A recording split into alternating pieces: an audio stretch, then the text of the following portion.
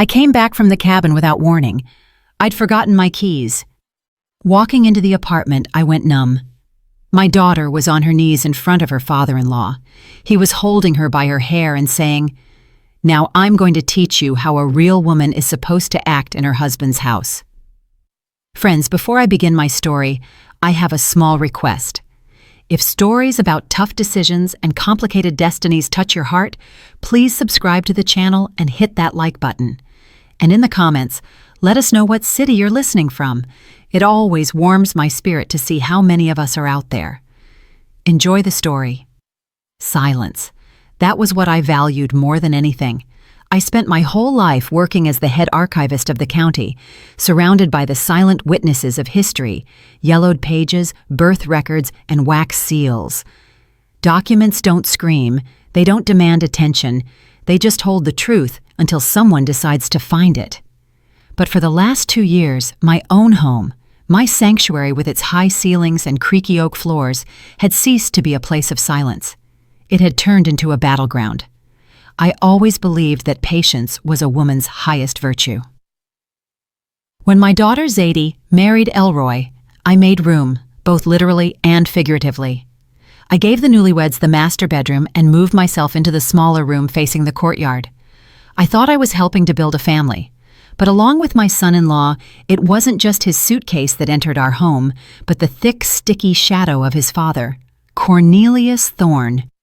Cornelius didn't just come to visit, he conducted rounds. Every visit felt like a general inspecting a barracks where the soldiers were already guilty of something. "Ms. Althea," he would boom, barely stepping over the threshold, not even taking off his heavy cashmere coat. "It smells damp in your foyer again. This is unacceptable for a home raising the future elite of society." By elite, he meant my son-in-law Elroy, and of course himself. I usually stayed quiet. What was I supposed to say? That the house was old, pre-war, and it breathed the only way it knew how? I just nodded, offered tea, and retreated to the kitchen so as not to interrupt men's business. I could hear him lecturing Zadie for napkins that weren't starched enough, for the soup being too thin, for spending too much time on her drawings. Artist. He spat the word out like a curse. A woman should paint comfort in the home, not a mess on a canvas. And Elroy? Elroy sat right there, eyes lowered into his plate, chewing silently. He never defended her. Never. To keep from losing my mind in that suffocating atmosphere, I escaped. My salvation was the cabin, an old A-frame about 20 miles outside the city. There, among the wild berry bushes and ancient oak trees, I could breathe again. I went there at the slightest opportunity, leaving the apartment entirely at the disposal of the Thorne dynasty, as Cornelius loved to call them. I thought my absence made my daughter's life easier. I thought my silence was buying her peace. Lord, how wrong I was. That Thursday, I had driven up to the cabin intending to stay until Sunday. The weather was surprisingly warm for October. The air was crisp and clear. I spent the whole day in the garden, covering the rose bushes for winter. It was only toward evening, when the sun was already dipping behind the pines, that I felt that familiar heaviness at the base of my skull. Blood pressure. I reached for my bag where my medicine kit usually was, and my blood ran cold. The pill organizer was still at home, on the dresser in the hallway. I clearly remembered taking it out to find my keys, and in my haste, forgetting to put it back. Staying at the cabin without my medication was risky. I wasn't at an age to play games with hypertension. Sighing, I packed my things. The last bus had already left, but I was lucky enough to catch a ride back to the city with a neighbor. The whole way, I stared at the lights blurring past the window and thought about Zadie. Lately, she had become so pale, so quiet. The mischief that used to dance in her eyes had been replaced by fear. I chalked it up to them adjusting to married life, to the grind. I convinced myself, they'll work it out. Love takes time. The main thing was not to interfere. A mother-in-law always ruins things. I was so afraid of becoming that angry, stereotypical mother-in-law that I had turned myself invisible. I walked up to my building at dusk. The windows of our third-floor apartment were blazing with bright, anxious light. Usually, Zadie loved dim lighting. floor lamps, coziness. But this was full illumination, like an operating room. Climbing the stairs, I reached for my keys out of habit, but stopped. The door wasn't locked. The latch was just pulled to, but it hadn't clicked into the groove. Someone must have entered or left in a hurry, or they were expecting someone. I slipped into the foyer silently. Years of working in the archives had taught me to walk without disturbing the dust. A strange, ringing silence hung in the apartment. No TV, no clinking dishes, only a low, measured voice drifting from the living room. "Because you don't understand your place, little girl." It was Cornelius. But the tone, it wasn't the grumpy tone I was used to. There was a cold, sadistic threat in this voice. I took a few steps down the hallway. My heart was beating somewhere in my throat, but my feet carried me forward on their own. I stopped in the doorway, hidden by the shadow of the china cabinet, and looked into the living room. The image that revealed itself to me burned away every last shred of sentimentality I had left. In the middle of the room, on our old Persian rug, my daughter, my proud, talented Zadie, was on her knees. She was wearing a simple house dress, her head hung low. Before her, looming like a cliff, stood Cornelius. He was holding her by her hair, not just holding it. He had wrapped her thick, dark braids around his fist, forcing her to tilt her head back so her neck was unnaturally arched. A grimace of pain and humiliation was frozen on her face. Tears streamed down her cheeks, but she didn't make a sound. "Repeat it," Cornelius said quietly, almost gently, and that gentleness reeked of the grave. "Repeat what I said." In the corner of the room by the window stood Elroy, my son-in-law, my daughter's husband. He stood with his back to them, staring into the dark glass. His shoulders were trembling, but he didn't turn around. He knew what was happening, and he was doing nothing. I was wrong," Zadie whispered. Her voice shook and broke. Cornelius yanked her hair harder. Zadie let out a quiet sob. Louder, and with respect. "I was wrong! Now I'm going to teach you how a real woman is supposed to act in her husband's house, since your own mother didn't bother to explain these simple truths to you." In that moment, something inside me died. The Althea who feared conflict died. The woman who believed that a bad peace is better than a good war died. All the fear, all my polite softness vanished, evaporated, leaving behind only icy clarity. It was as if I were looking at an old, damaged document that needed urgent restoration, or history would be lost forever. I didn't scream. I didn't throw myself at him with my fists. What could an elderly woman do against a heavy-set man pushing 250 pounds? Any hysteria right now would work against us. He would say I was crazy, that I was imagining things, that this was a disciplinary matter. No, archivists don't make scenes. Archivists document facts. Slowly, trying not to let a floorboard creak, I stepped back into the shadows of the hallway and took my smartphone out of my pocket. The camera turned on silently. I raised the phone, catching Cornelius's profile distorted by power, his fist in my daughter's hair, and Elroy's indifferent back. I hit record. Seconds stretched into eternity. The screen captured every word, every movement. "You should thank us, Zadie. Thank us for accepting you into the family," he said, leaning into her face. Save. I dropped the phone into my pocket. The video was saved. I had the proof. Now I needed to act, not as a protective mother, but as a strategist. If I walked in now, they would make excuses. I needed to catch them off guard, but in a way that left them no time to concoct a lie. I turned back to the front door, grabbed the handle, opened it wide, and then slammed it shut with all my might, loud and rattling, as if I had just burst in from the street without a care for silence. "Zadie! Elroy! I'm home!" I shouted in a bright, casual voice, throwing off my coat. "Can you believe it? I forgot my medicine!" The sound of the slamming door rang out like a gunshot. A deathly silence fell over the living room, followed by frantic shuffling, like rats scurrying into corners. I took a deep breath and stepped out to meet the enemy. I walked into the living room, shuffling my slippers a little louder than usual, feigning shortness of breath. The scene had changed instantly, like in a cheap vaudeville show where the curtain drops too early. Cornelius was no longer looming over my daughter. He was standing by the fireplace, adjusting the cuffs of his pristine white dress shirt, and a mask of benevolence was rapidly forming on his face, which was still red from exertion. Zadie jumped up from her knees. She moved jerkily like a broken doll. She turned her face away, hiding her eyes from me, and mumbling something incoherent about a kettle left on the stove, she darted past me into the kitchen.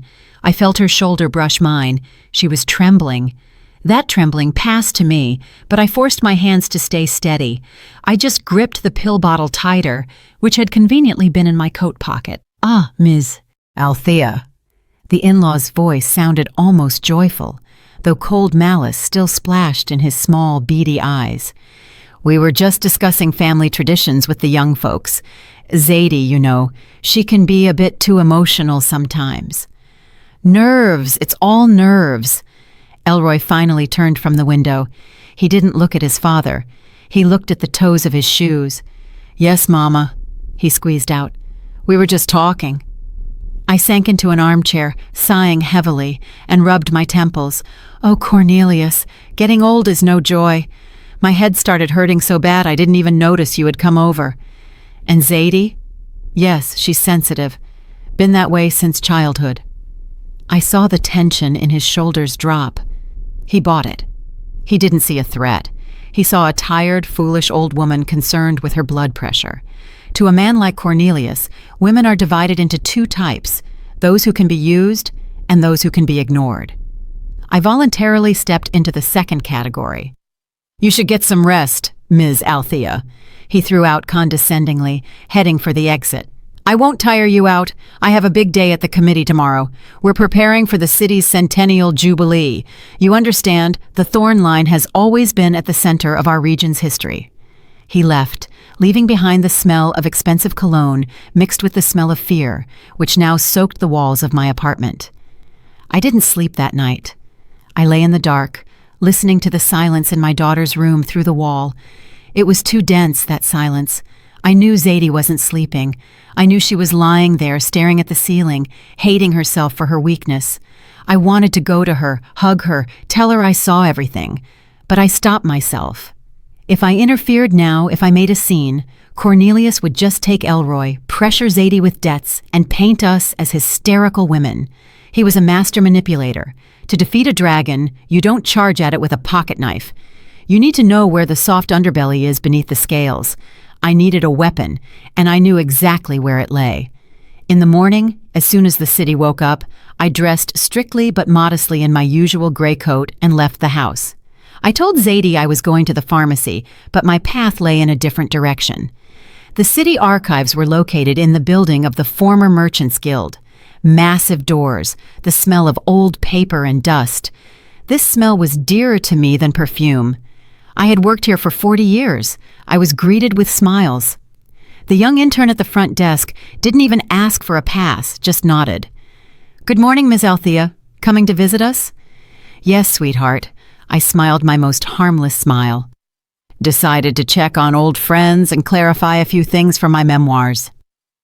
I walked into the vault. It was cool in there, rows of metal shelves stretched into the gloom. I knew this labyrinth by heart. My fingers remembered where to look. I didn't go to the city council section, where Cornelius would have looked for confirmation of his greatness. I went to the private collections section, sealed by special order. 20 years ago, Etta, Cornelius's wife and my best friend, was dying of cancer. A week before the end, she handed me a box. "Hide this, Althea," she whispered then, squeezing my hand with dry, hot fingers. "If Cornelius finds this, he'll destroy everything. Promise me you'll open this only in dire need." I promised. I filed the documents as an unclaimed private archive and shoved the box into the farthest corner of shelf number 17. I hoped this day would never come. I kept the piece of Etta's memory, allowing Cornelius to play the grieving widower and the great patriarch. But yesterday he raised a hand to my daughter. The statute of limitations had expired. I found the box. It was covered in a thin layer of gray dust. Blowing it off, I untied the strings of the folder. Inside lay letters, yellowed envelopes covered in Etta's small beaded handwriting, and beneath them, a thick notebook with a faux leather cover, a medical registry from a private clinic that had closed in the late 90s. I scanned the documents. My heart beat steadily and sharply, like a metronome. This wasn't just a weapon. This was a bomb capable of blowing apart the entire fake facade Cornelius had been building for decades. His vaunted dynasty, his pride in his ancestors' blood, his right to power, it all rested on one big lie. I carefully placed the papers in my bag. Now I knew what to do. Walking out of the archives, I sat on a bench in the square. The sun shone bright but offered no warmth. I took out my phone and dialed the in-law's number. It rang for a long time. He didn't like to answer immediately.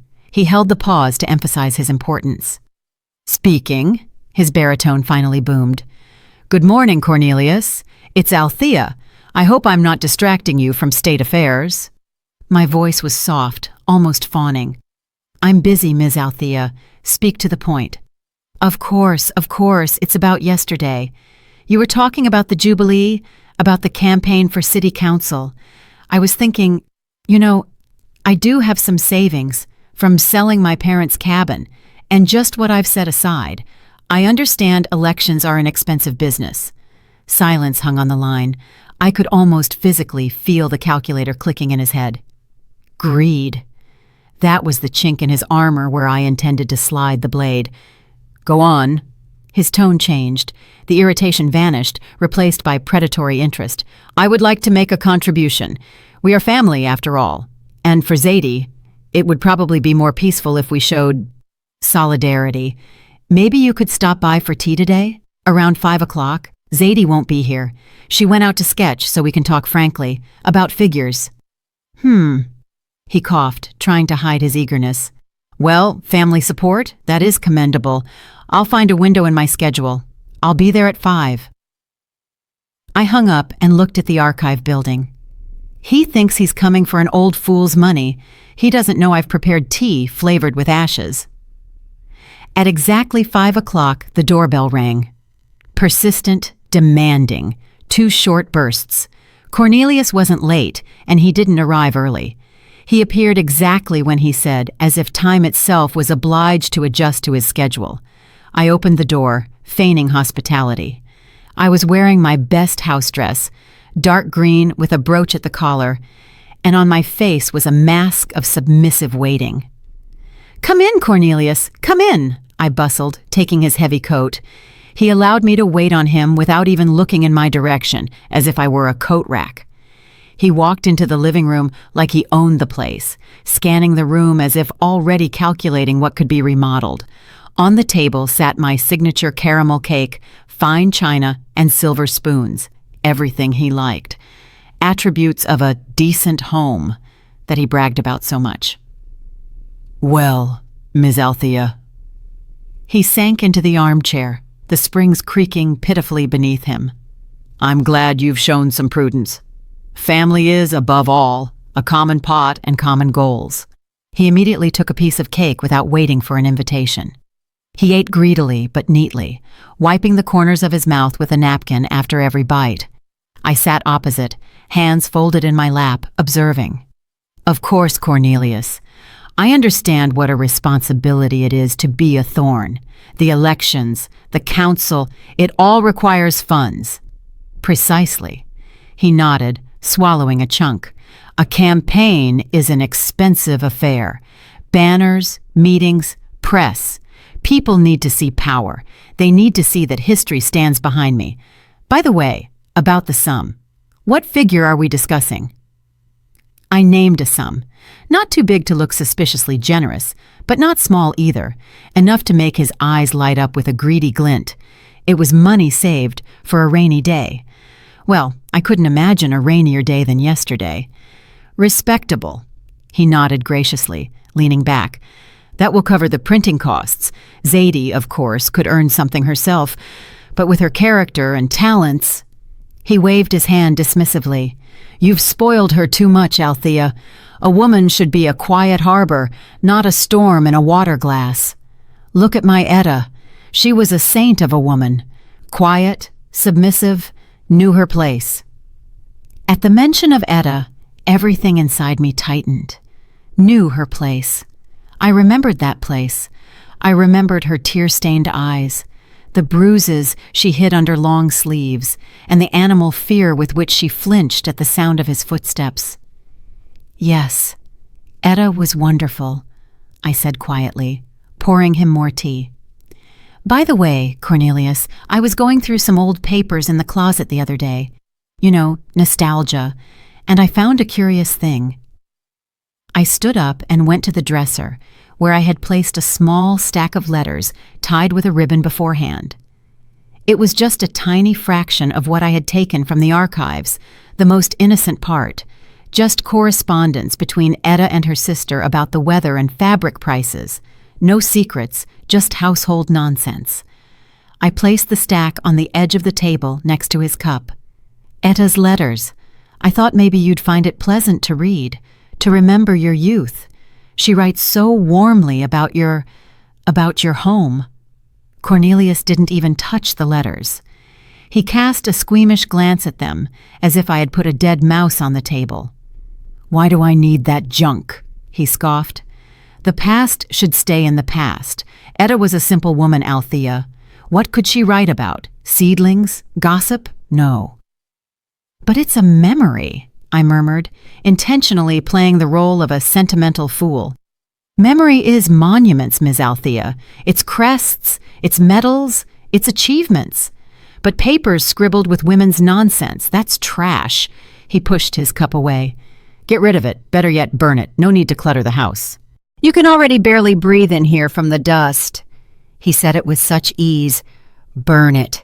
He was sure he knew everything about his wife. He was sure she was an empty shell created only to serve as his background. His arrogance was so great, he didn't even entertain the thought that a simple woman could have her own secrets. That was his fatal mistake. He underestimated not only me, but the woman he lived with for 30 years. "As you say, Cornelius," I agreed submissively, putting the letters back in the drawer. "You know best." He stood up, brushing crumbs from his trousers. The talk about money had calmed him, filled him with a sense of self-importance. He got what he came for, and now hurried to leave so as not to waste his precious time on the company of a boring old woman. Already in the foyer, putting on his coat, he stopped and looked around the hallway. "By the way, Ms. Althea, since we are now partners in the campaign, next week, photographers are coming to see me. Need the ambiance for the brochure, you understand? The atmosphere of an old noble nest. My study is being renovated, so I decided to hold the shoot here. You have high ceilings, crown molding." I froze. He wasn't asking. He was stating a fact. "Here?" I repeated. "Yes, but some things need fixing." He pulled a folded sheet of paper from his pocket and handed it to me. "Here's a list. Those curtains in the living room? Hideous. Take them down. We need heavy velvet ones, burgundy or emerald. Rearrange the furniture according to the diagram, and take those knickknacks off the shelves. Leave only the leather-bound books. Everything must look dignified. Get it done by Tuesday." He shoved the list into my hand like I was a bellhop at a hotel. "And warn Zadie. Have her dress decently. No jeans. Floor-length dresses, hair pulled back. She needs to look like a worthy daughter of her—" He caught himself for a second. "Of her husband." He slapped me on the shoulder with a heavy, patronizing gesture. "Don't let me down, Althea. We're doing this for the future." The door closed behind him. I stood in the hallway, clutching the list of his demands in my hand. Remove the curtains, move the furniture, hide the knickknacks. He was ordering me to reshape my own home, to turn it into a set for his play. I unfolded the paper. His handwriting was large, sprawling, with heavy pressure. The list was long. I walked slowly into the kitchen, put the paper on the table next to the half-eaten cake, then took out a matchbox. I struck a match against the side. The flame flared up merry and bright. I held it to the corner of the list. The paper caught instantly. I watched the fire devour his orders, watched the letters blacken and curl, turning into ash. "Burn that trash," he said about Etta's letters. "Well, Cornelius, I fulfilled your request. I started burning the trash. You were just mistaken about exactly what constitutes trash in this house." The ash fell onto the saucer. I rubbed it with my finger. Black soot stained my skin. Now that he had so carelessly brushed off the past, confident in his invulnerability, my hands were untied. He invited war into my house himself. He set the date of the battle himself. Tuesday, photo session. Perfect.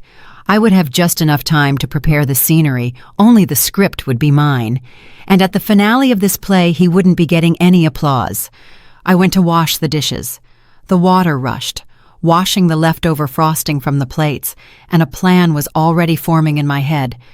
Quiet, not hysterical, quiet as a whisper in a library, a whisper that brings down empires. The next morning, I started my renovations, but instead of running to the store for velvet drapes, I put on my Sunday coat and went visiting. First on my list was Mrs. Calloway, Lucille, the widow of the former mayor. This woman knew everything about the city, and more importantly, the city knew everything from her. She was a living telegraph, transmitting news faster than any internet connection. I didn't come empty-handed. I brought an album of old photographs, allegedly to prepare an exhibition for the Jubilee. "Lucille, darling," I cooed, flipping through pages over tea. "Look, isn't this precious? That's our park in 53. And this... Oh, look, that's Cornelius's grandfather." I pointed to a group shot of factory workers. Among them, in a greasy jumpsuit holding a hammer, stood a stocky man. "Strange," I drawled thoughtfully, adjusting my glasses. "Cornelius always says his grandfather was an officer, a war hero, commanded a regiment. But here he is in a pipefitters brigade in 53. Did officers work as pipefitters?" Mrs. Calloway squinted, bringing the photo to her eyes. "Indeed." A hunter's note rang in her voice. "Very strange. Thorne loves to talk about noble roots and officers' honor. And here a simple laborer. No, labor is honorable, of course, but why lie?" The seed was planted. I knew that by evening, this photograph, or rather the rumor of it, would fly through every parlor in the city. Thorne is a liar. His biography is a fake. That was the first, barely noticeable prick of the needle. That same day, I stopped by 2 more keepers of our city's hearth. To one, I casually showed an old newspaper clipping where the Thorne surname was mentioned in a list of debtors for rent back in 1998.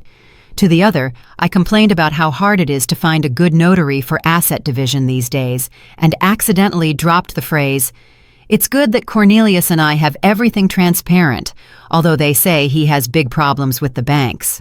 I wasn't accusing. I was just wondering. I was a confused old lady finding inconsistencies, and it worked flawlessly. Returning home, I continued my quiet sabotage. On the coffee table in the living room, where Elroy usually drank his evening coffee, I forgot a few brochures. Family law, division of assets, how to protect yourself from spousal debt, psychological abuse, signs and help. In the evening, when my son-in-law returned from work, I watched him from the kitchen through the cracked door.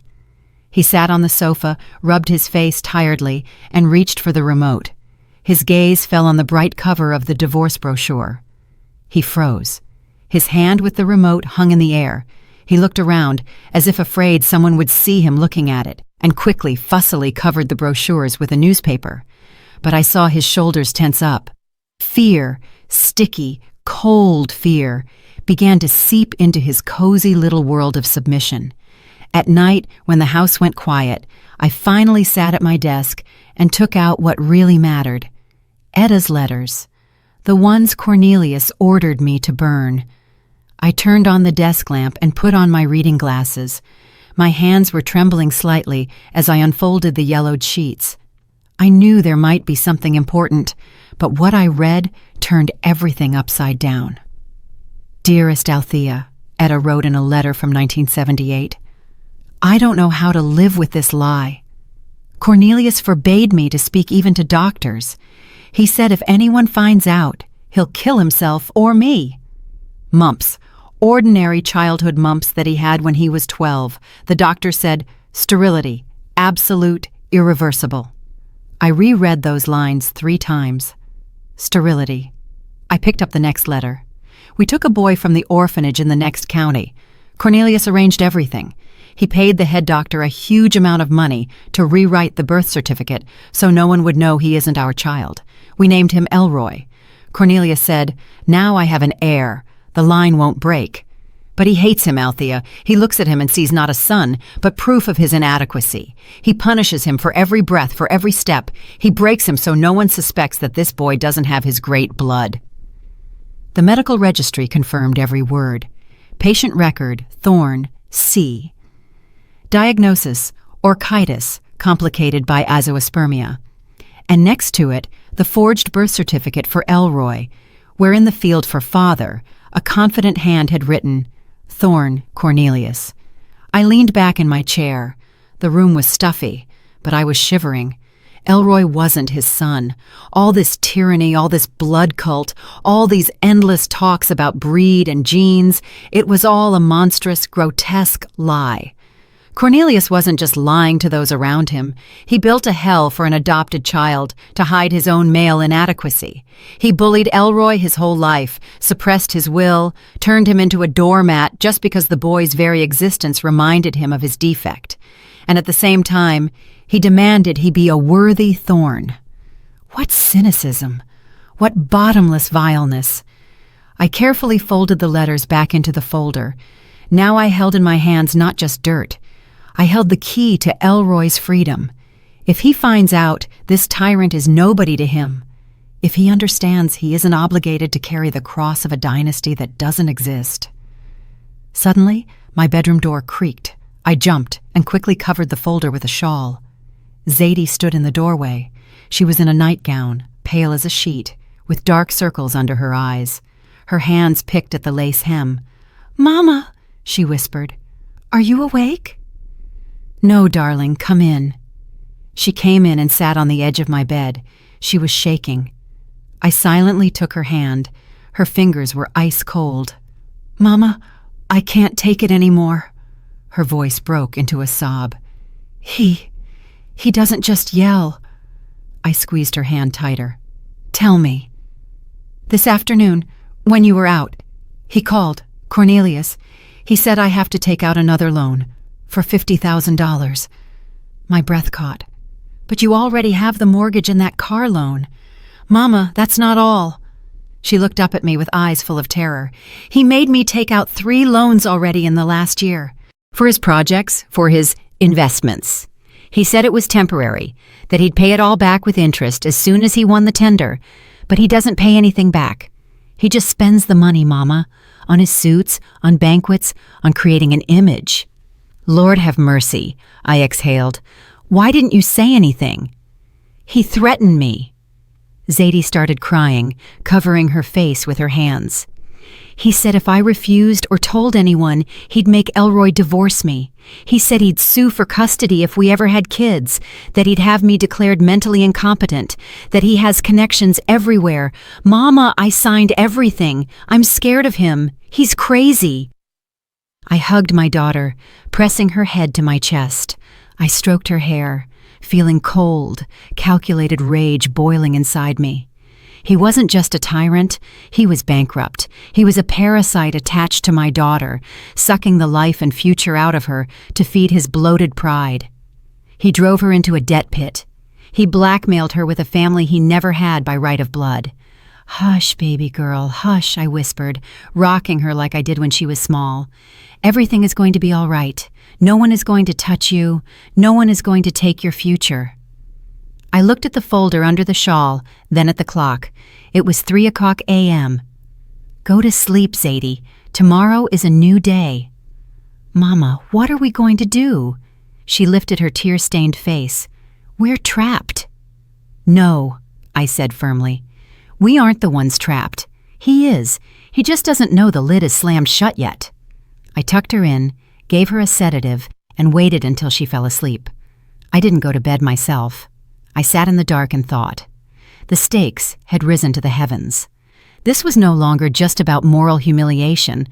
This was about financial catastrophe and criminal acts. If I simply exposed his lineage, in his malice, he might destroy Zadie financially before he went down. The loans were in her name. Banks don't care who anyone's son is. I needed to act fast and ruthlessly. I didn't just need to defeat him.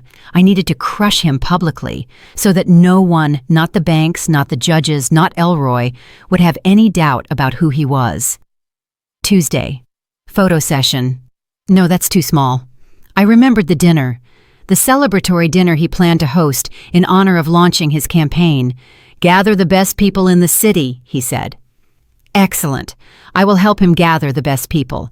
I will throw him a reception this city will never forget." I took out my planner and started making a guest list.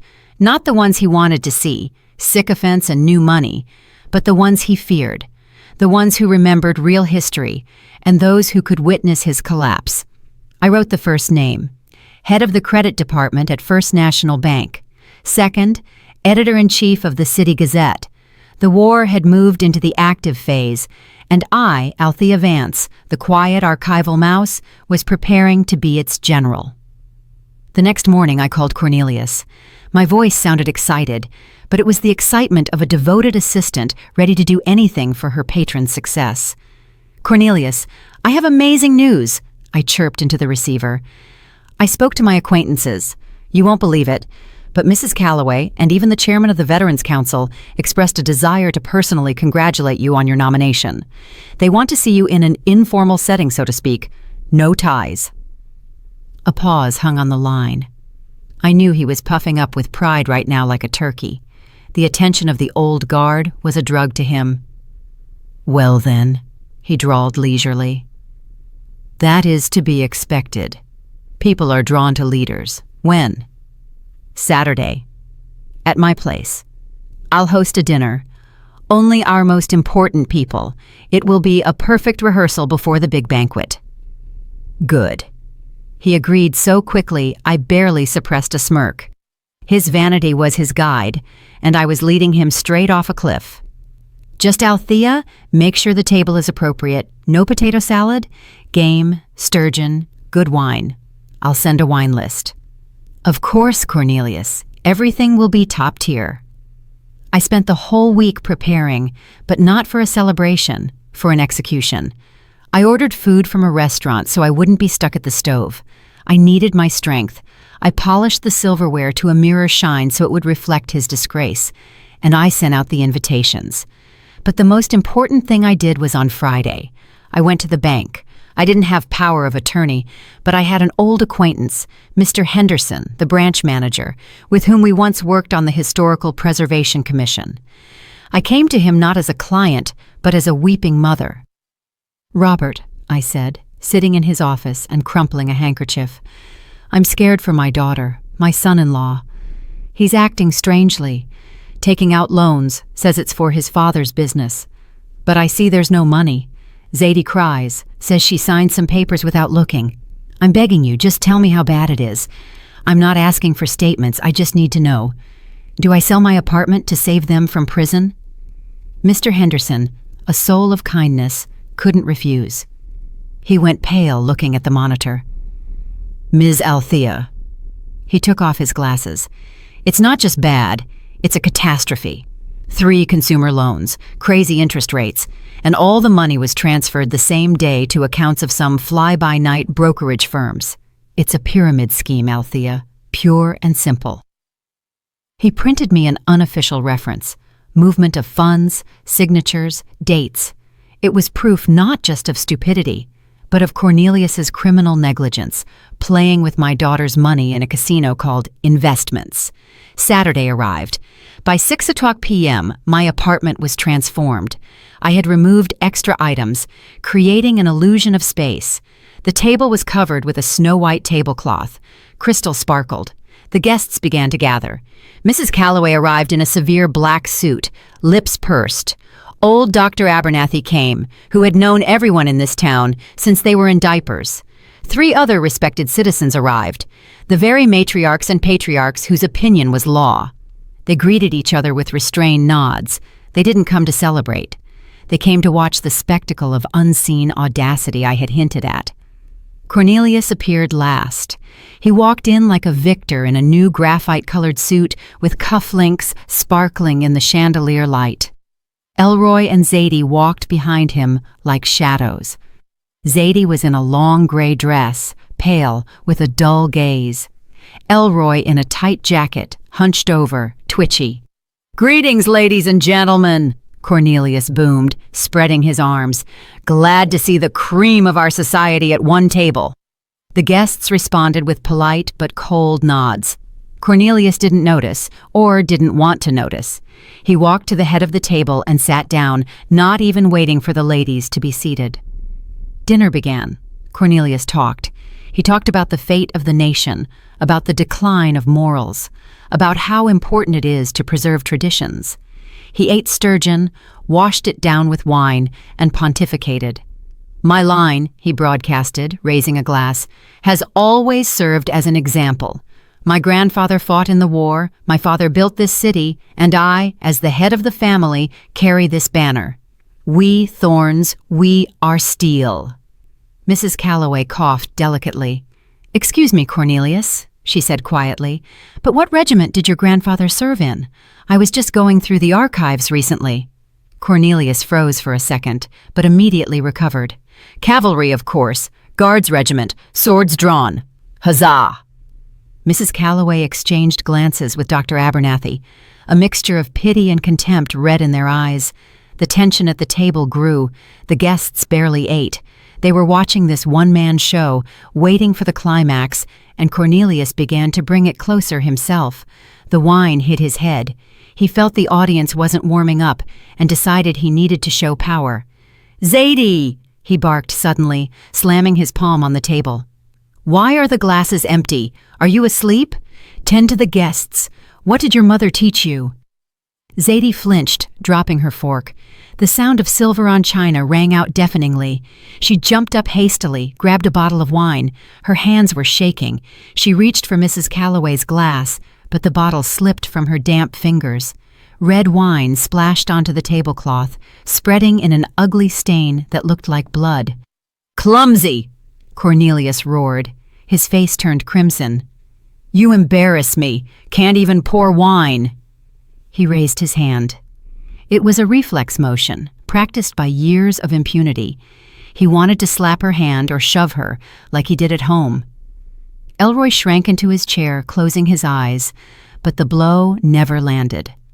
I stood up calmly, without sudden movements. I walked over to Zadie, took the bottle from her hands, and set it on the table. Then I put my hand on her shoulder.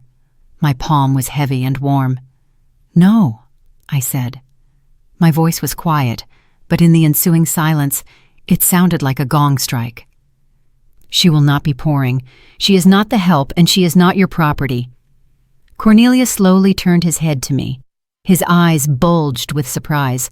"Mutiny on the ship from this gray mouse?" "What did you say?" he hissed. "You dare dictate to me in the presence of my family?" "This isn't your family, Cornelius." I called him by his first name without the Mr. for the first time in 20 years. "And this isn't your money." I pulled the folder from under a napkin, the one with the bank statement, and threw it on the table right onto the plate with the half-eaten sturgeon. "What is this?" He recoiled squeamishly. "That is the bill," I said. "The bill for your greatness. 3 loans in Zadie's name, $75,000. Money you stole from your children and threw to the wind on those investments of yours that popped like soap bubbles." The guests gasped. Dr. Abernathy reached for the folder, opened it, ran his eyes over the lines. "My God," he muttered. "Crypto guarantee? Cornelius, did you put the children's money into pyramid schemes?" Cornelius went pale. Sweat broke out on his forehead in large drops. "That's a lie," he shouted, jumping up. "It's a fabrication. This witch wants to frame me. I am a businessman. I have assets." "You have nothing," I cut him off. "You are bankrupt, Cornelius. You live off your son's wife, whom you drive into debt by threatening to destroy her marriage. You aren't a patriarch. You are a parasite." "Silence!" he roared, losing human form. He grabbed a steak knife from the table. I'll kill you!" Zadie screamed. The guests recoiled in horror.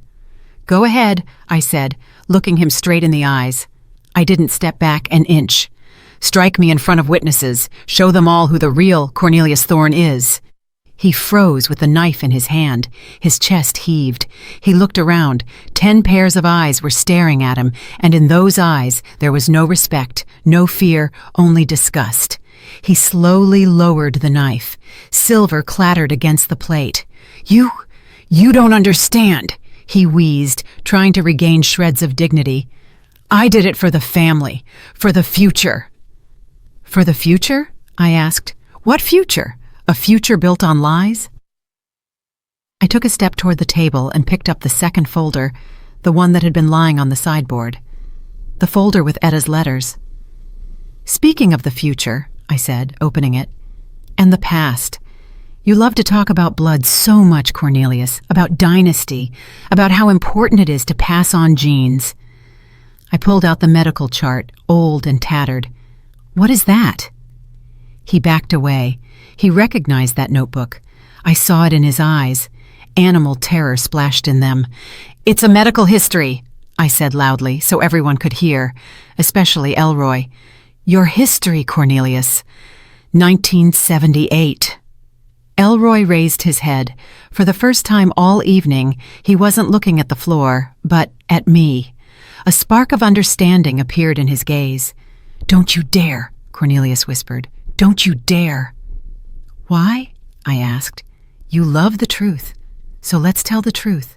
Let's tell everyone, and your son too, why you hate him so much, why you tried to break him his whole life. Isn't it because every time you look at him, you remember he isn't yours?"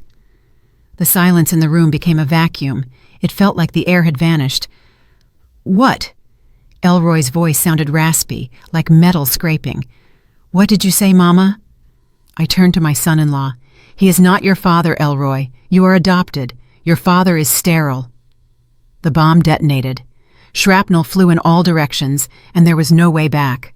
At the table, someone knocked over a glass, but no one turned at the sound of breaking glass. All eyes were glued to Cornelius. He stood white as a sheet, mouth twisted as if punched in the gut.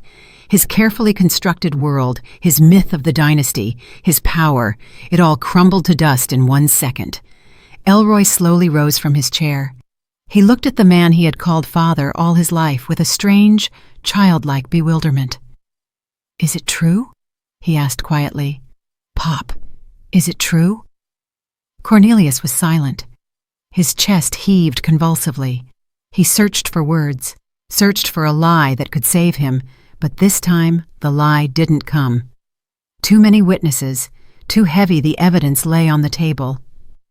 "Elroy," he began hoarsely, trying to return to a commanding tone, but his voice cracked. "Don't listen to this crazy woman. She wants to tear us apart. She's jealous of our family." "Family?" Elroy repeated. Tears rang in his voice, but they weren't tears of pity. They were tears of revelation. "You told me my whole life I wasn't worthy of your blood, that I shamed the Thorne line. You beat me with a belt for getting C's because Thorns don't get C's. You made me quit music because men in our family are engineers. And now it turns out there is no family line?" "Shut up," Cornelius roared, turning purple. "I raised you. I fed you. I made a man out of you. You should kiss my feet, you puppy." He stepped toward Elroy, raising his hand. The habit of hitting, the habit of suppressing, worked automatically. But this time, Zadie stood between them. My quiet, intimidated daughter stepped forward and shielded her husband. She straightened up, squared her shoulders, and suddenly I saw in her that little girl who once wasn't afraid to climb trees and fight with boys. "Don't you dare," she said, clear, loud. "Don't you dare touch him." Cornelius stopped. He looked at Zadie, then at me, then at the guests who watched this scene with horror and revulsion. You all conspired?" he screamed, spitting saliva. "It's a conspiracy. You want to destroy me? I am Cornelius Thorne. I am a candidate for council. I will grind you all into powder." He lunged at me, fists clenched. "You old witch! You set this all up! Give me the papers!" He wanted to snatch the folder from me, but I didn't flinch. I looked him straight in the eyes, and in my eyes, he saw his death. Not physical, no, social. "I won't give you anything, Cornelius," I said in an icy tone. "And if you take one more step, if you lay a finger on my daughter or Elroy, I will send these documents not only to the council, I will send them to the district attorney along with a statement of fraud, along with recordings of your threats, along with Zadie's testimony about how you forced her to take loans." He froze. The word attorney acted on him like a bucket of ice water. He knew his financial affairs were a house of cards. He knew if anyone started digging, he would go to jail, and for a long time. "You wouldn't dare," he whispered. There was no confidence left in his voice. "I would," I answered. "I already have. I sold my jewelry, Cornelius, my grandmother's earrings, the ring my husband gave me. I paid off one of the loans this morning. Now I am your creditor. Part of the debt belongs to me, which means I have every right to demand answers." I was bluffing. I had only paid off a small part, the interest, to buy time. But he didn't know that. He was financially illiterate. He feared numbers just as much as he feared the truth. You're lying." "Want to check?" I took out my phone. "I have a recording of our conversation the day you dragged Zadie by her hair. Want me to play it right now? Let everyone hear how the patriarch speaks to women." I tapped the screen. The silence of the room was torn by his voice, recorded days ago. "A real woman is supposed to act in her husband's house." The sound was clear, vile. Cornelius backed away. He looked at the door. The guests were silent. Mrs. Calloway looked at him like she found a cockroach in her soup. Dr. Abernathy shook his head. Cornelius realized he had lost. His public execution had taken place. The mask was ripped off, and underneath was the ugly, pathetic face of a coward. He turned to Elroy. It was his last chance, the last hope that years of training still worked. "Son," he said, changing his tone to a pitiful, pleading one. "Son, don't listen to them. They want to separate us. I love you. I did everything for you. Was I strict? Yes, but times are hard. A man needs to be toughened. Let's go. Let's go home. We'll sort it out. We're family." He reached out his hand, the hand that a minute ago wanted to strike. Elroy looked at that hand. A painful struggle was happening in his eyes. 20 years of fear, 20 years of submission fought against 1 minute of truth.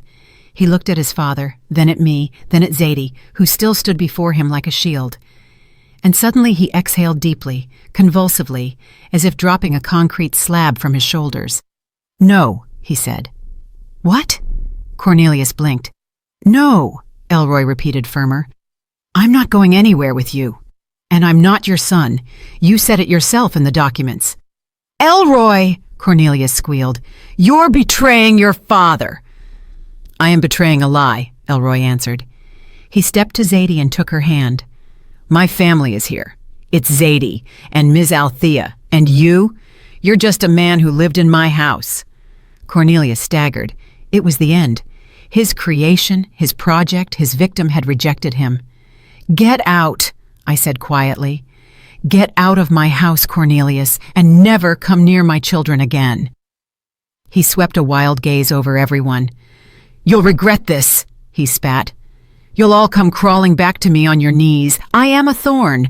I am—" "You are nobody," Mrs. Calloway interrupted him. She stood up and walked over to me. "Althea, darling, pour me some tea. And this gentleman, it seems, has overstayed his welcome. The door is that way." Cornelius grabbed his jacket from the back of the chair. He ran out of the room, stumbling, ridiculous and pathetic in his anger. We heard the front door slam. Silence hung in the room, but it was a different silence, neither heavy nor suffocating. It was the silence after a storm, when the air becomes clean and fresh. Elroy sank onto a chair and covered his face with his hands. His shoulders shook. He was crying. For the first time in years, he wasn't crying from humiliation, but from relief. Zadie hugged him, stroking his head. I looked at the guests. "I apologize for the scene," I said, fixing my hair. "It seems dinner is a bit ruined." "Oh, nonsense, Althea," Dr. Abernathy smiled, raising his glass. "On the contrary, this was the most honest dinner in years. To the truth, my friends." We clinked glasses. The sound of crystal was pure and joyful. I took a sip of wine and felt warmth spread through my body. The dragon was slain, but I knew he would still try to lash his tail. I was ready for it. The next morning, Cornelius didn't disappear. He came back. Not to the apartment. No, that path was closed to him. I had changed the locks that night, calling a 24-hour locksmith. He returned to Elroy's life, trying to punch a breach in his newfound armor through the phone. The calls started at 7 o'clock a.m. Elroy sat in the kitchen, pale, with a cup of cold coffee, staring at the screen where Father flashed. The phone vibrated, crawling across the table like a beetle, demanding attention. "Don't answer," Zadie said quietly, covering his hand with hers. But Elroy answered. The habit of obeying was too deep. He pressed answer and put it on speaker, as if he needed us to hear too, to be witnesses and protectors. "Elroy!" Cornelius's voice no longer sounded commanding, but hysterical, cracking into falsetto. "What are you doing? Do you realize what you've done? You disgraced me in front of the whole town, but I am ready to forgive. Do you hear? I am ready to forgive your stupidity.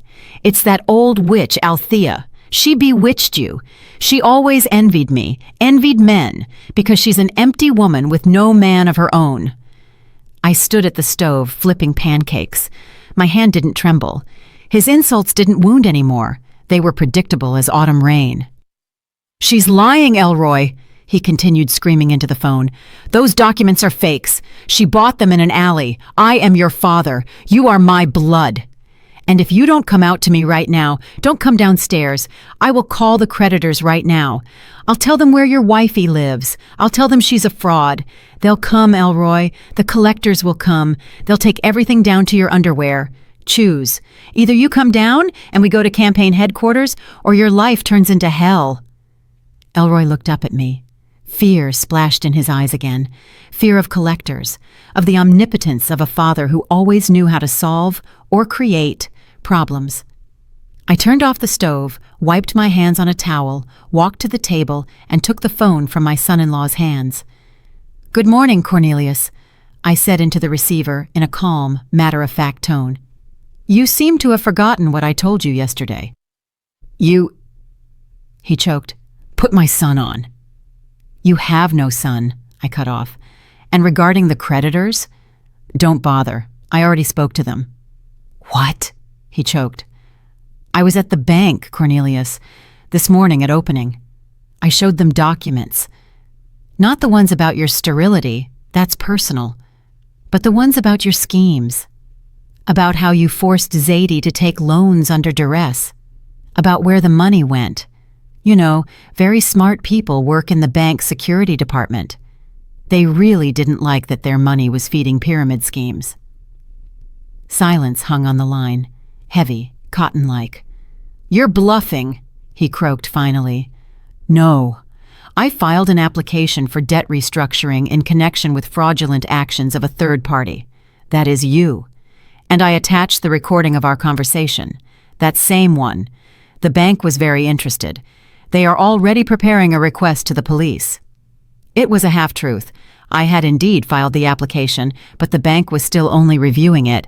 However, to Cornelius, who panicked at any audit, it sounded like a sentence. "Ah, you wretched," he whispered. "You have a choice, Cornelius," I continued, looking out the window where his figure loomed near his car. "You get in your car right now and drive away. You withdraw your candidacy from the election for health reasons, and you disappear from the city. If you do this, I might withdraw the statement. Might. But if you call Elroy or Zadie one more time, I will publish the medical registry. The whole city will know the last of the Thorns is a blank, a dud." I hung up. We walked to the window. Cornelius stood down there, looking up at our balcony. He looked like a deflated balloon. His shoulders slumped. He stood for a minute, then kicked the tire of his car, got behind the wheel, and peeled away abruptly. Elroy watched him go. "He left," he said quietly. "Yes." I nodded. "He left, but it wasn't the end yet. Cornelius was wounded, but not killed. His ego couldn't accept defeat." An hour later, the doorbell rang. A courier stood on the doorstep. He brought an envelope. Inside was a subpoena. Cornelius was suing Elroy, demanding reimbursement for upbringing and maintenance expenses for the last 18 years. An absurd, insane lawsuit dictated by desperation and a desire to hurt one last time. He demanded millions. Elroy read the paper and went white. "He wants to sue," he whispered. "Mama, he wants to sue me for everything I've earned." "He wants to scare you," I said, tearing the subpoena in half. "This is the raving of a madman. No court will accept this, but he wants to fray our nerves." "I'm going to him," Elroy said suddenly. Zadie and I exchanged looks. "No," my daughter cried out. "You aren't going. I won't let you." "I have to." Elroy stood up. His face changed. That softness, that looseness that was always in him disappeared. A hardness appeared. "I have to look him in the eye one time and say everything myself. Not on the phone, not through you, Ms. Althea. Myself. Otherwise, I will never be free." I realized he was right. This was his closure, his battle. I gave him the weapon, but he had to deliver the strike. "All right," I said. "Go. But remember, you owe him nothing. Absolutely nothing." Elroy left. We waited for him for 2 hours. Those were the longest 2 hours of my life. Zadie paced the room. I sat in the armchair, clutching the rosary I found in Etta's jewelry box. He returned, calm. "Well?" Zadie rushed to him. Elroy sat on the sofa and unbuttoned his collar. "He screamed," he said. "He cried. He threatened. He offered me money if I came back and played the role of son for the election. He said without him I am nobody." "And you?" I asked. "And me?" Elroy smiled a weak but genuine smile. "I just listened. I looked at him and saw an old man. A lonely, pathetic old man who built a castle out of sand his whole life. And when he finished yelling and demanded I hand him his coat like before." Zadie held her breath. "I stood up, took the coat, walked up to him. He straightened his shoulders, thought I broke, and I just hung the coat on the rack, opened the door and said, 'Dress yourself, Cornelius. You have hands.' And I left." I exhaled. Warmth spread through my chest. "He screamed at my back," Elroy added, "but I didn't hear any more. I walked and thought, what a good day it is today." At that moment, as if confirming his words, the sun came out from behind the clouds, flooding the room with bright light. The shadow of the dynasty had dissipated. We won, but ahead lay the hardest part, learning to live without war, to live just because, happily. 3 months have passed. If you walked into our apartment now, you wouldn't recognize it. The first thing we did was get rid of those heavy, dusty drapes Cornelius loved so much. Now the windows are open to the light, and light ivory tulle sways in the spring breeze. The air in the house has changed. It no longer smells of fear and heart drops. It smells of linseed oil and turpentine. Zadie is painting again. Her easel stands in the exact spot where she once stood on her knees. Now she stands here at full height, brush in hand, and on her canvases bloom bright living cities where no one holds anyone prisoner. Elroy doesn't live with us. That was my condition, and to my surprise, he insisted on it himself. He's renting a small studio on the other side of town. He goes to a therapist, learns to breathe again, learns to make decisions, from choosing toothpaste to planning a budget. He and Zadie, they're like high schoolers now, going on dates, walking in the park, getting to know each other all over again without the looming shadow of a father. I see Elroy look at her not as a life raft, but as a woman he chooses every day of his own free will. And me? I return to where I always felt best, the cabin. I'm sitting on the porch, wrapped in a blanket. Before me steams a cup of tea, the same one made of fine china with a gold rim that I drank from when I declared war on Cornelius. Now it is my victor's cup. Around me is silence, but it's not that ringing emptiness of loneliness. It is the silence of peace. I spent the whole morning in the garden, planting roses. My hands, used to the paper dust of archives, are now in the earth. I'm planting the peace rose variety, large yellow-pink buds. They say they are very resilient, like us. The gate creaked. It was the mail carrier, old Mr. Fred, bringing newspapers and bills. I wasn't expecting letters, but among the electric bills lay a plain white envelope with no return address. The postmark was blurry, but I made out the name of the town, a distant county seat way up north, where winter lasts 6 months. I opened the envelope. Inside, there was no letter, just a clipping from a local paper, the Northern Herald, dated last week. The blurb was tiny, in the miscellaneous column. A poor quality photo showed the opening of some municipal archive or DMV office. In the center, cutting the ribbon, stood the mayor of that town, and to the side, in the background, in a baggy, cheap suit with a folder under his arm, stood him, Cornelius. He looked small, hunched. Where did his lordly posture go? Where did that commanding squint vanish? In the photo was an ordinary, tired clerk. Junior record specialist, the caption read, listing those present. He fled to the edge of the world to start over. But there, in that cold land, without Zadie's money, without my silence, without Elroy's submission, he became who he really was, nobody. A small man with big ambitions that are now only good for shuffling papers from one desk to another. I looked at his face on the grainy newsprint. I felt neither schadenfreude nor pity, only deep, absolute indifference. He was to me no more than a historical fact, an unpleasant episode that had finally concluded. I took out a box of matches, struck the sulfur head. The flame danced in the wind, but I shielded it with my palm. I held the flame to the corner of the newspaper clipping. The paper flared up instantly. I held it until the fire reached Cornelius's very face, devouring his fake smile, his fear, his past. The ash fell to the ground at the roots of my new roses. Good fertilizer. "Goodbye, Cornelius," I said aloud. The wind picked up the black, weightless dust and carried it into the garden, dissolving it in the air. I took a sip of tea. It was strong, sweet, and hot, the taste of freedom. I closed my eyes and turned my face to the spring sun. I am no longer just a mother or a grandmother, and certainly not a quiet mouse. I am a keeper who was able to protect her fortress, and now, for the first time in many years, the gates of this fortress are open only for happiness. Did you like the story, and which city are you listening from? Let's meet in the comments. If you liked the story, you can support me by sending a super thanks so I can keep bringing more stories like this. Thank you so much for your sweet support. I'm looking forward to your comments on the story.